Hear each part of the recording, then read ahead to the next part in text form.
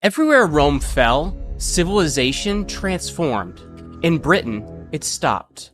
We've been told that's poetic myth, that the barbarians arrived, absorbed Roman culture, and the world moved on. The fall of Rome as a long, slow handoff. Empire into kingdoms. That handoff happened in Gaul, in Hispania, in Italy itself, but not in Britain. The fault line here wasn't military defeat. It was replacement. New people arrived with new gods, a new language, and no desire to inherit what came before. Mosaic floor under leaves. No one left to claim them. Latin above the doorway. No one left to read it. Roman towns not burned, not sacked, empty. Britain is what actual collapse looks like, and the condition that caused it. Successors who chose not to inherit. That isn't ancient history. You're watching the replay.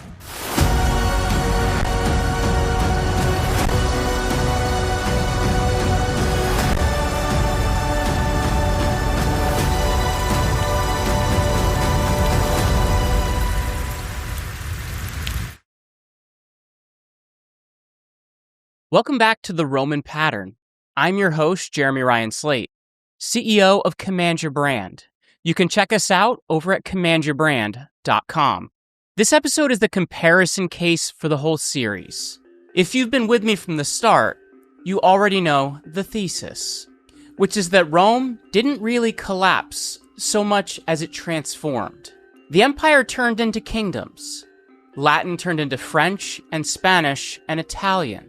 And the church ended up preserving a lot of the institution the emperors had built. That's the standard story. And honestly, most of it is true.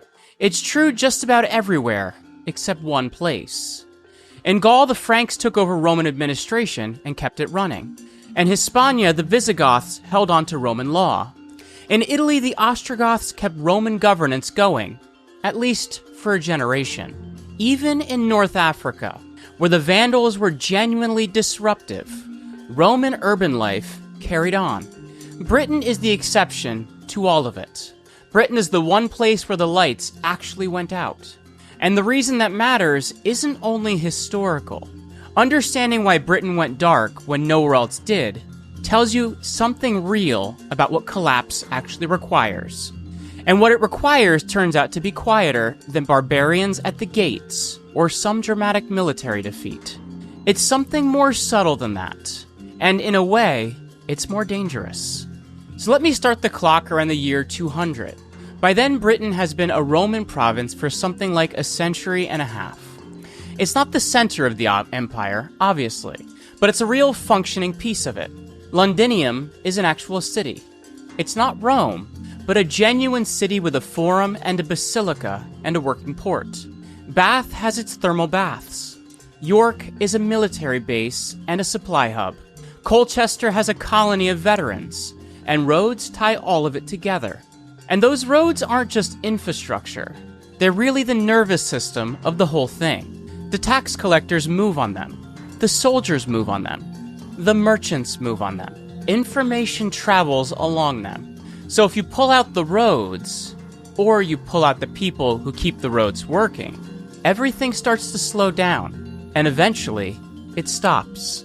By the end of the 2nd century, Roman Britain is genuinely producing tin and silver and grain, even hunting dogs. And it's importing wine and oil and fine pottery and glass.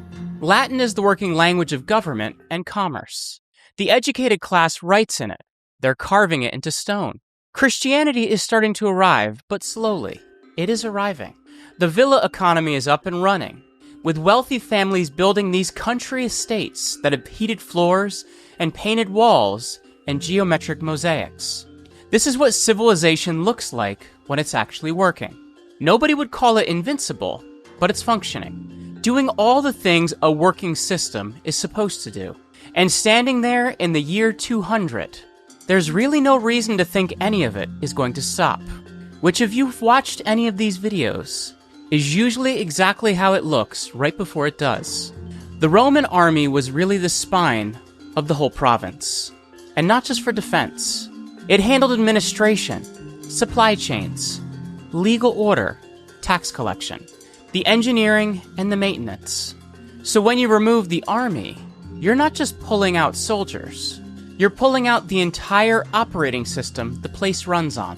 In 407, a general named Constantine III strips the British garrisons. He needs the men, though not to defend Britain. He needs them to invade Gaul and make his own run at the throne. And this is the pattern you've seen before in this series. You've got an ambitious general, a frontier that's been left too thin, and a gamble that ends up not paying off. His coup falls apart within a few years, and he's captured and executed. But he took the British garrisons with him when he went, and they never really come back.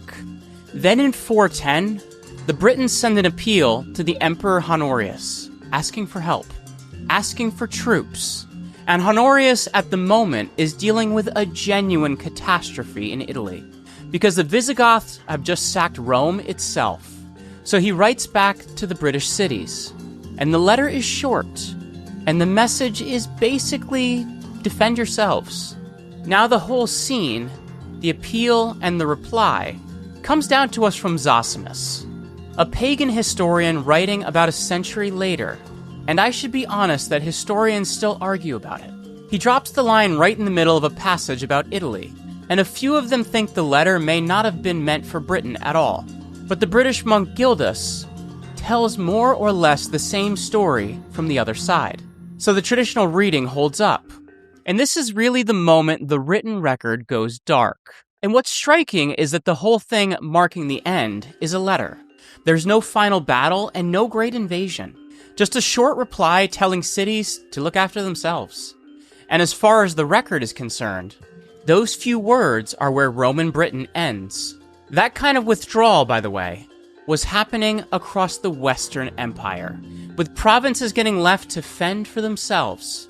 But almost everywhere else, what moved into that vacuum was a barbarian Federate kingdom, a successor state that stepped in, absorbed the Roman administration, and kept the machine running. In Britain, that just doesn't happen. Not right away, and not in any lasting way. And the reason it doesn't is exactly what makes Britain such a strange and useful case. For the first few decades after 410, the Britons genuinely try to hold things together. Local leaders step up, some calling themselves kings, some of them calling themselves magistrates. And they're still reaching for Roman titles, and Roman legal frameworks, and Roman administrative language. The church is still operating. The bishops are still meeting. People are still writing in Latin. You even get a British monk named Pelagius, who's influential enough to be argued about at the very top of the church. His theology is considered wrong by Rome's standards. But the fact that someone like Augustine of Hippo is still bothering to argue against a British theologian tells you Britain is still plugged in, still legible to the wider civilization. For a while, anyway. But that kind of connection depends on maintenance. And this is where it starts to slip. The roads still exist. The walls are still standing. The mosaic floors are still perfectly intact. What's disappearing is the system that is used to keep all of it maintained. The aqueducts begin to fail, because without specialists, the ceramic pipes crack over the winter, and nobody repairs them. The hypocausts under the floor heating systems go cold, because running them takes a specific knowledge, and that knowledge is walking out the door. So the villas start to feel different. They're not abandoned, not yet, but they're clearly declining. Rooms get closed off. The upkeep stops. The mosaics are still sitting there, but nobody's commissioning new ones. That's really the sub-Roman period in a single sentence. Nothing is fully collapsed yet, but everything is quietly declining. The scaffolding is all still standing, while behind it is already going soft. And that's about the moment that Anglo-Saxons show up. The Anglo-Saxons, to start with, aren't really one single people. You've got Saxons coming from northern Germany, Angles coming from England, which is the stretch of the Danish borderland in what's now northern Germany, and the Jutes coming from the Danish peninsula. That neat three-way division actually comes down to us mostly from Bede, who's writing his church history a solid 3 centuries after the fact. So it's a tidy scheme that almost certainly is a lot messier on the ground.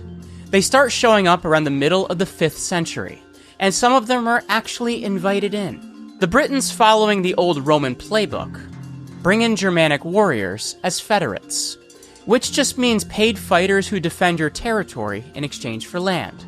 And every frontier commander in the late Empire was doing the same thing. Stilicho did it in Italy. Aetius did it in Gaul. You invite the barbarian inside the walls, you give him land, and you hope he stays loyal. In most of the West, that actually worked. Not flawlessly, but it held. The Visigoths took Gaul and Hispania and kept the Roman legal code. They kept Latin, kept the church. The Franks who came into Gaul did the same. When Clovis converts to Christianity in 496, he isn't giving up his Frankish identity. He's buying into the Roman institutional system. And that system survives precisely because he does. The Anglo-Saxons end up going in a completely different direction. And it comes down to their situation in Britain being genuinely different from everyone else's.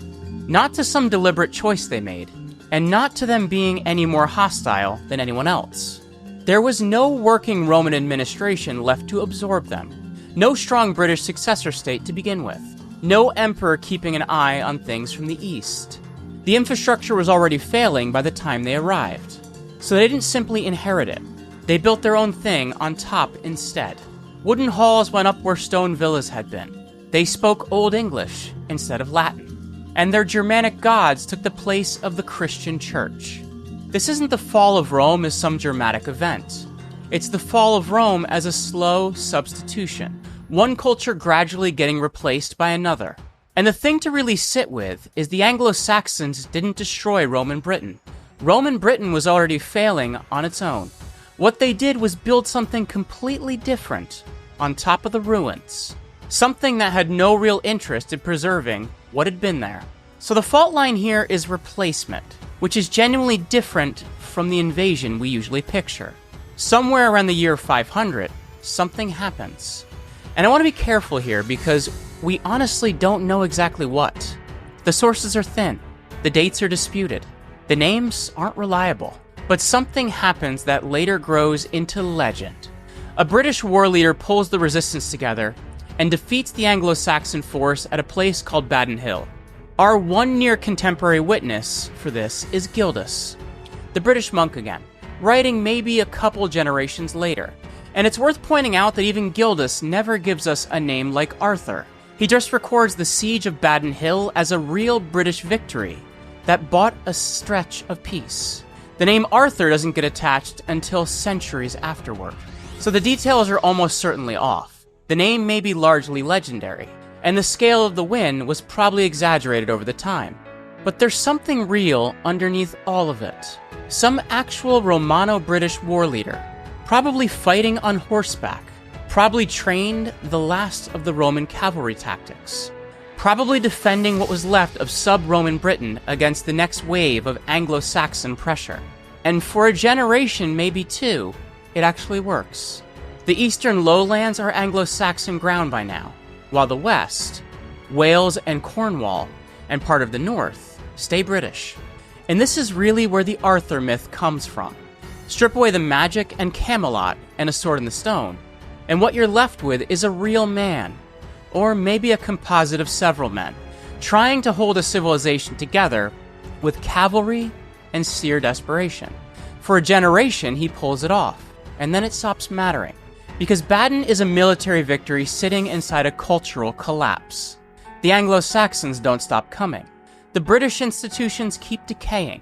The trained cavalry leaders die and nobody replaces them. And the Latin-speaking administrators keep disappearing.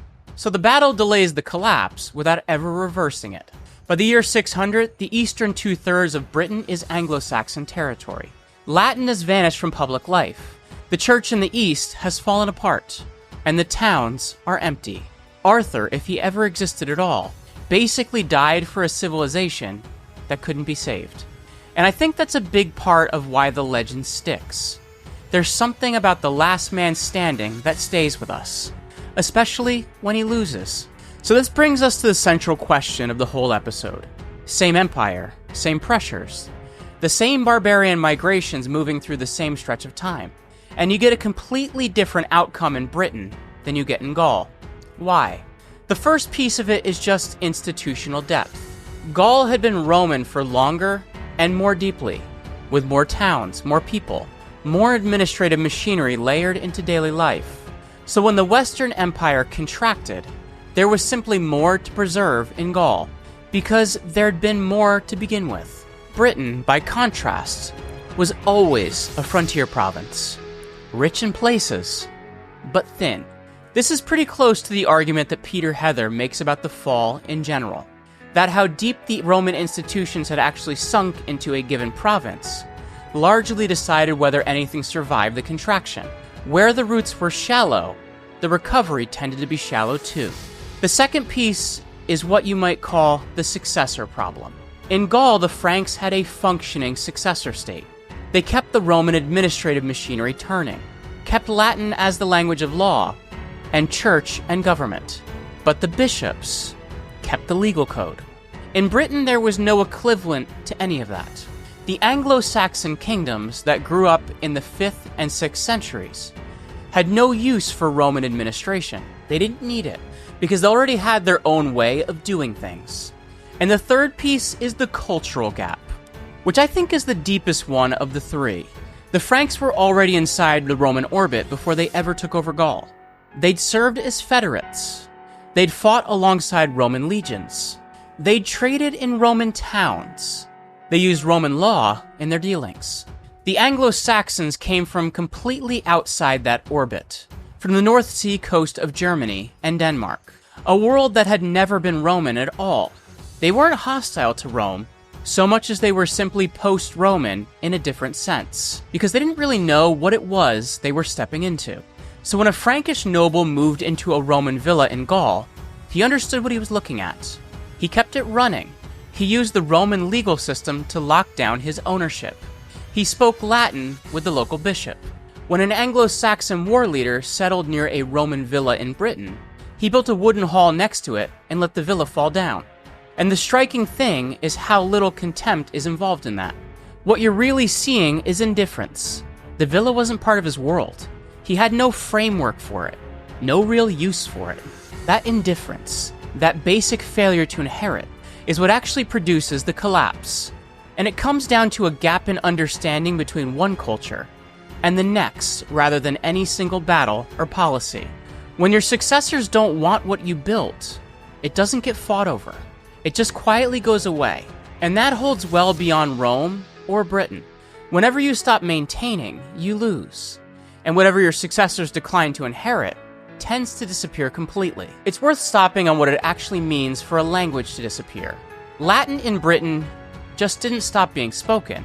It stopped being written. It stopped being read. It stopped being taught to anyone new.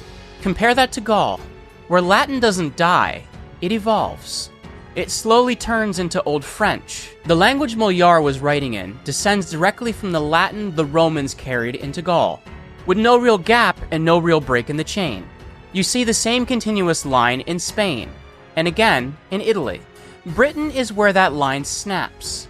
The language that actually survives there is Brythonic, the island's own Celtic tongue, the ancestor of Welsh and Cornish, something older than the Roman occupation itself, not a form of Latin at all, and it only hangs on in the West, in the parts of Anglo-Saxons never reached. That's the contrast that I really want you to sit with. In Gaul, what survived was a direct descendant of Latin, while in Western Britain, what survived was the native Celtic language before Rome ever showed up, and Latin itself just evaporated. In the East, in the lowlands and the towns, Latin disappears completely, and what replaces it is a totally separate Germanic tongue, not a daughter language at all. Old English, the language of Beowulf, comes off a completely different branch of the language tree. It isn't descended from Latin, and it isn't even a cousin of French or Spanish. And that matters more than it might sound, because a language isn't only a way of talking to each other. A language is also how a society stores what it knows.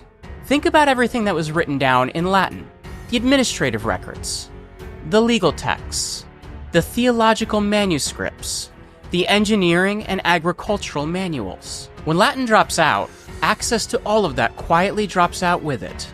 Not instantly, and not completely, but in a real functional sense. Farmers in sub-Roman Britain around 500 who can't read Latin can't get at the Roman agricultural treatises that might have improved his yields. A local leader who can't read Latin can't reach for the Roman legal code that might have stabilized his territory. The knowledge itself was still physically there, carved in stone, written on parchment, but there was nobody left who could actually read it. And that's the fault line showing up again. Because cultural replacement doesn't just change who happens to live in a place, it changes what can even be known there. Knowledge needs a continuous chain to survive, and once you break that chain, whatever isn't held sitting in a storage somewhere waiting to be pulled back out, it's simply gone. By around 500, Roman city life in Britain is basically finished. It doesn't happen everywhere at once, and there's no single dramatic moment that you can point to, but the direction of travel is unmistakable. The clearest case is probably in Silchester, a fully planned Roman town in southern England, with grid streets and a forum and an amphitheater and shops and workshops. It gets abandoned in the 5th century. And here's the strange part. Nothing gets built on top of it. There's no medieval town, no Anglo-Saxon settlement. It's just left there, and it stays empty for centuries. That's genuinely unusual, close to unique in the whole Western Roman world. And it's really the core of what Brian Ward Perkins argues. His point is that Britain saw the most total material collapse anywhere in the old Western Empire, and not just in towns emptying out, but the disappearance of wheel-thrown pottery, of coinage, of building in stone, all the way down to a standard of living that arguably dropped below the Iron Age. Britain is his sharpest place of evidence that in some places, the fall was really a fall. Compare that to Gaul, where the medieval towns grow directly on top of the Roman ones. Paris sits on Lutetia, Lyon sits on Lugdunum, and the street patterns of a lot of French cities still trace the old Roman grid. In Britain, the pattern runs the other way. The Roman town fails. The new Anglo-Saxon settlement turns up nearby, but crucially, not on the same site. And that matters for a very concrete reason. When a new culture builds on top of an old city, it inherits everything already there. The wells, the drainage, the walls, the roads running in and out, the trade networks already attached to that spot. When it builds somewhere else instead, it inherits none of it. So Anglo-Saxon Britain didn't just fail to keep up the Roman towns, it actually chose not to use them. The city life really depends on concentration, on having specialists and administrators and craftsmen packed close together, the kind of people who can make things other people can't.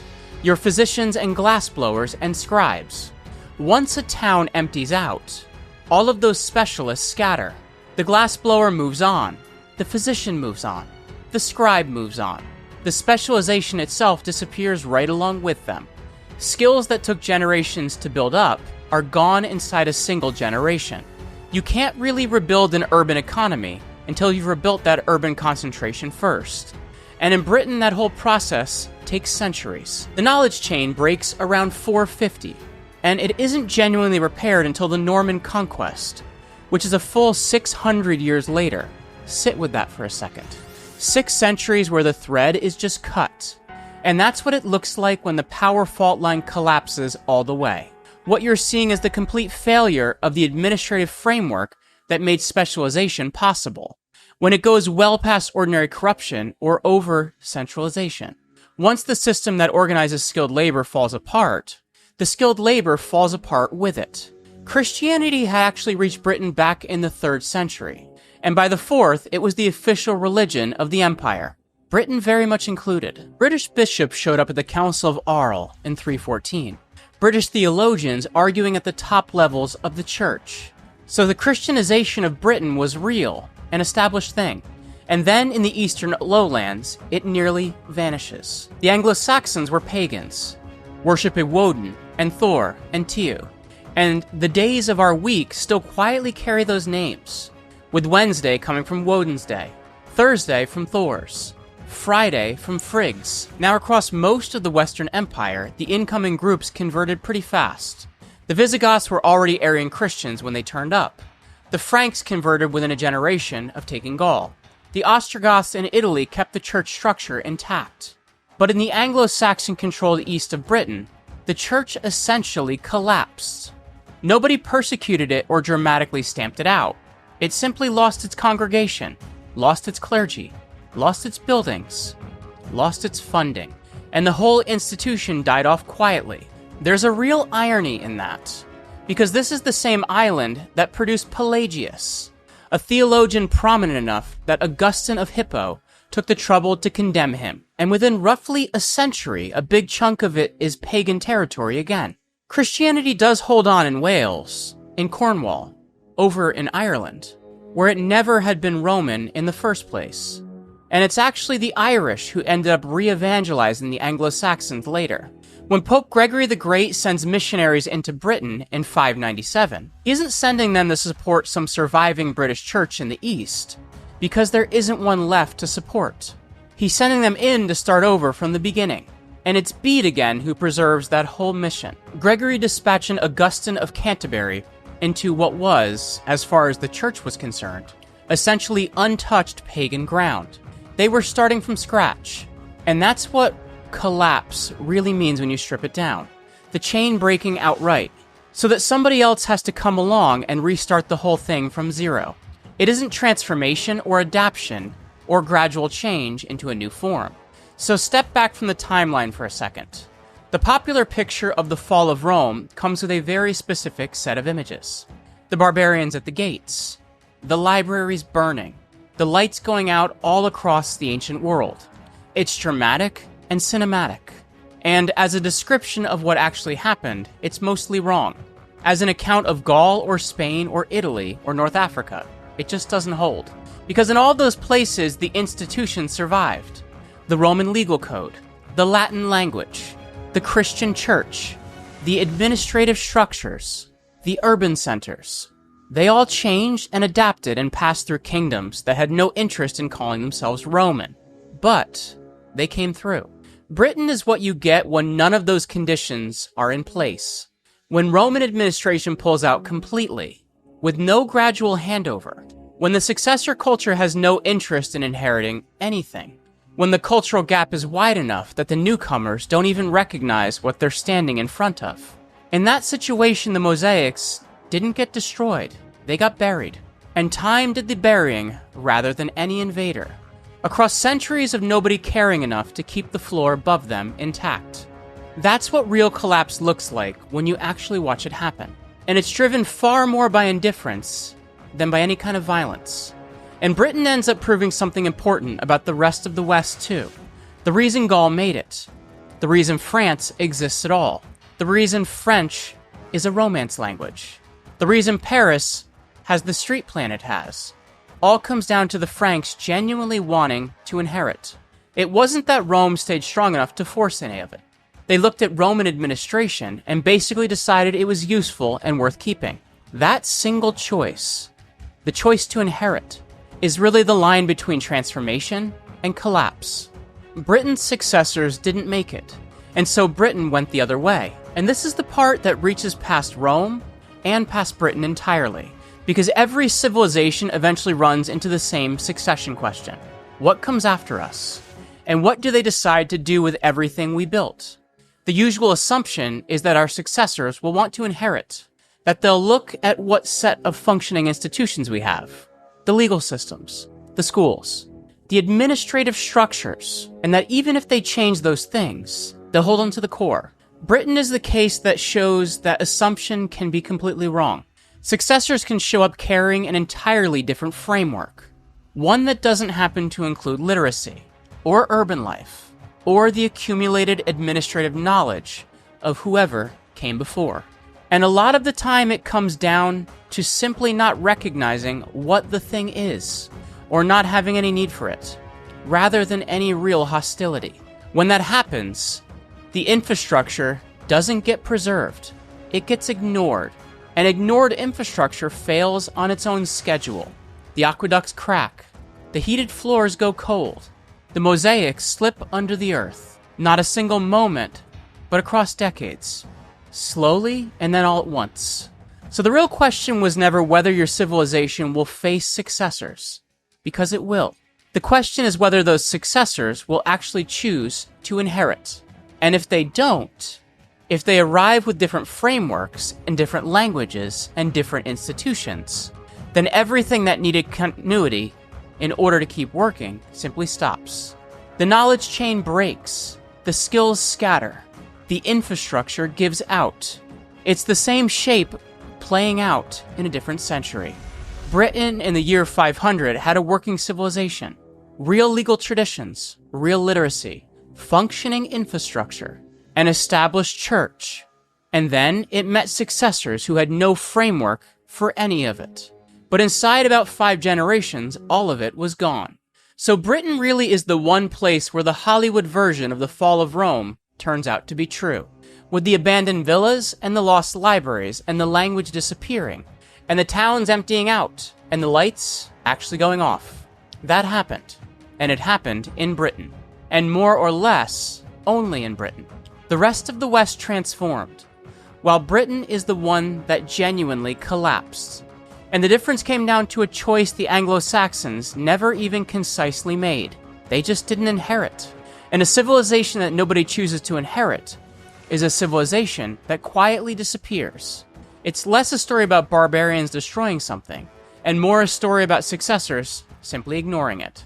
And of those two, the quiet one is the version that actually tends to happen. If you want to see where this fits in the bigger story, the After Rome thesis itself, the whole comparison case, the reason Britain is the exception that proves the rule. The full series is linked below. This has been the Roman pattern, the same pattern showing up again in a different century. I'm Jeremy Ryan Slate, and I'll see you on the next one. Do me a favor, like this video, leave us a comment, and smash that subscribe button if you want more of the Roman pattern.